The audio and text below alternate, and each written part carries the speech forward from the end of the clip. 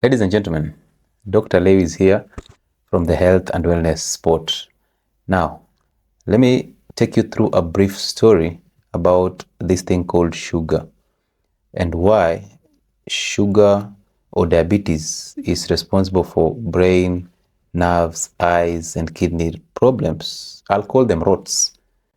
So, sugar actually has an effect on three organs majorly. However, there are other organs that sugar can easily destroy without you even knowing.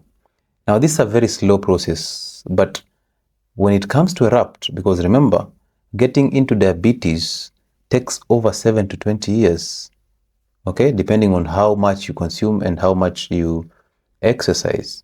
So there are many people who go and take a blood sugar test and it turns very okay. Even an HbA1c turns very okay. The others who take it and they are on the borderline, the others who take it and they are confirmed pre-diabetic or diabetic. What is the difference between these loads of people? The reality is this, that in blood, if you have high blood sugars, that is not diabetes. That can happen when you consume a simple carbohydrate, when you consume food that is rich in sugar. You can have hyperglycemia. So that is actually confused with diabetes. And I think it's time for us to clear this. So hyperglycemia is the major symptom of diabetes, which tells you diabetes is not in the blood, diabetes is in the cells. Now sugar, which is glucose, has only three fats. Fat number one is when you take that carbohydrate, that sugar is absorbed as glucose, and then it goes to the liver. And in the liver, it can be converted to glycogen, which is a temporary storage for glucose, just in case you will fast for more than possibly 6 to 8 hours or 12 hours. The body will break down this glycogen to give you free glucose that your cells can utilize. Another channel is if you're active, this glucose through insulin, because insulin is the one that opens up the gates that will flow this sugar from blood into the cells, whether the muscle cell, the liver cell, or the fat cells. So fat number two is you will convert this glucose inside the muscle cell into ATP so that you utilize it by these functioning muscles. So that is energy. And the last fat is that excess of this sugar that has been converted into energy, stored as glycogen temporarily, and the excess of it will be converted to fat and stored in fat cells.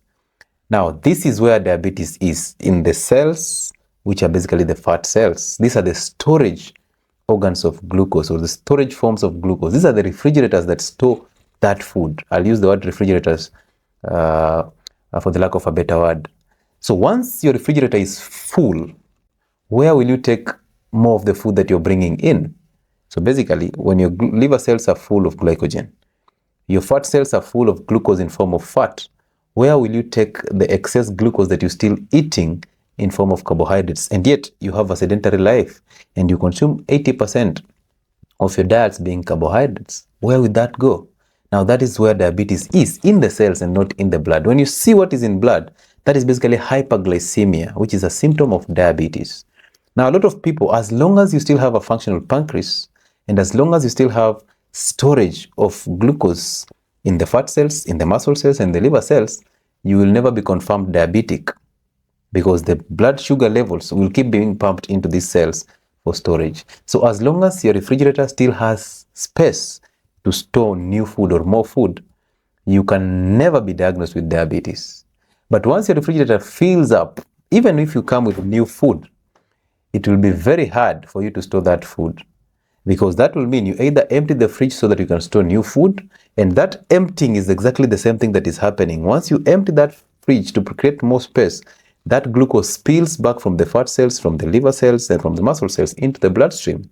And that's where we have a chronic elevated blood sugar level, which is called hyperglycemia.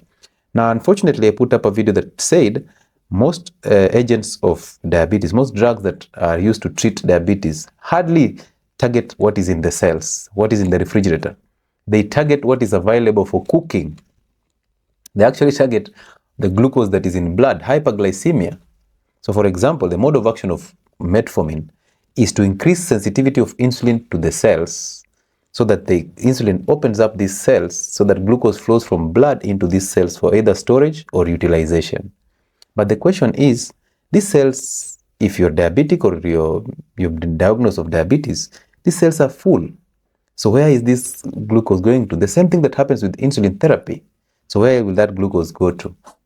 However, that is a topic for another day. So today I say this. I tell you this, that sugar hurts your kidneys. And remember, the kidneys are the homes of blood pressure control, so they control your blood pressure. Kidneys are the homes of salt regulation. Kidneys produce a hormone that is called erythropoietin. This is a hormone that actually activates the bone marrow so that it can produce red blood cells. And those red blood cells are actually going to help you. Therefore, if you have a kidney failure, you will have anemia. Kidneys also activate vitamin D, and therefore, if you have a kidney problem, you will have low vitamin D. And when you have low vitamin D, and then bone density will be a problem. You will have issues with immunity, and we know all these things. Okay, so therefore, sugar kills or hurts the kidneys through a process that is called nephropathy. So it hurts the nephrons, and this is a problem to your kidneys, and that's why you will have that unregulated blood pressure. That's why you have hypertension as a result of diabetes. Okay, that's why you have anemia as a result of diabetes. That's the reason why you have low immunity, because vitamin D is affected. Also, sugar hurts your liver, and the liver is a home of production of immunoglobulins, which actually are your immune cells. So protect yourself or protect your kidneys from sugar. Number two, sugar hurts your nerve cells, and that's the reason why you have that numbness. So if you're experiencing that numbness, don't be in a hurry to go and buy Neurobion tablets to swallow them for nerve function, because the real case is sugar is the one that is hurting your nerves through a process that is called peripheral neuropathy.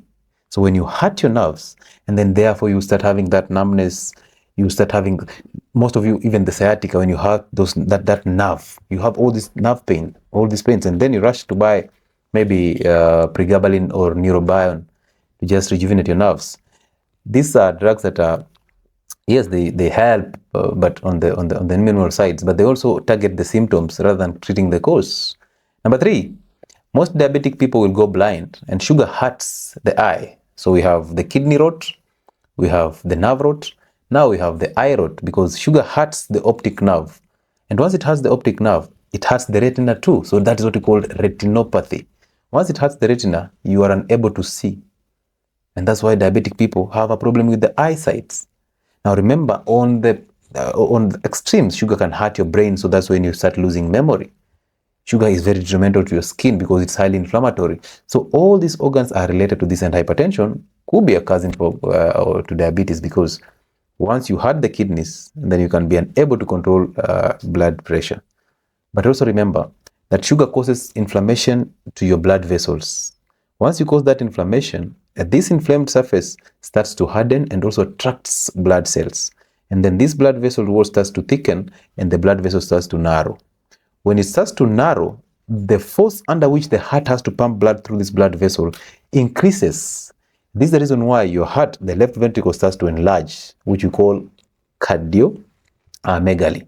And also, this enlarging and thickening of blood vessel wall, that is what we call atherosclerosis. So this is a warning already that stroke is coming, that hypertension is coming, that aneurysm is coming, and that you will hurt yourself, you will hurt your heart, you will hurt your organs, and you need to do away with sugar in your diets. Now, I understand that there are people who are telling you that sugar is very necessary in your body, and that sugar has even formed DNA. The reality is ribose and glucose are not the same. They don't even stimulate insulin the same way. Therefore, run away from somebody who is telling you that sugar is necessary. Because remember this, the food industry is very clean. They're the ones who came up with the idea that carbohydrates are energy-giving foods. And when I say carbohydrates, I actually mean the end product of carbohydrates is glucose. But remember this, that 1 gram of fat can give you 9 kilojoules or kilocalories of energy. But 1 gram of carbohydrates gives you 4, which tells you fat can give you double the energy that glucose gives you. But the body prefers glucose. And that's why you're so addicted to these sweet foods and these simple carbohydrates, because tapping energy from glucose, it's a cheap process. And also it comes with the reward of dopamine hit. So it gives you a feel-good effect. But fasting to tap energy in form of ketone bodies from fat cells is an expensive process, and it's tough and it's difficult, and it has no reward in form of dopamine. Therefore, the body does not like that. And again, the body is not stupid. The body is actually storing fat just in case you get a calamity or you get to fast later. It can burn this fat to give you energy.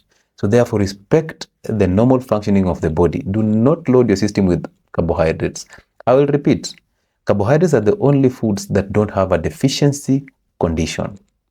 So if you don't eat carbohydrates, there's no deficiency condition. But protein, minerals, and fat, if you don't eat them, there is always a deficiency condition attached to it. Therefore, be wise.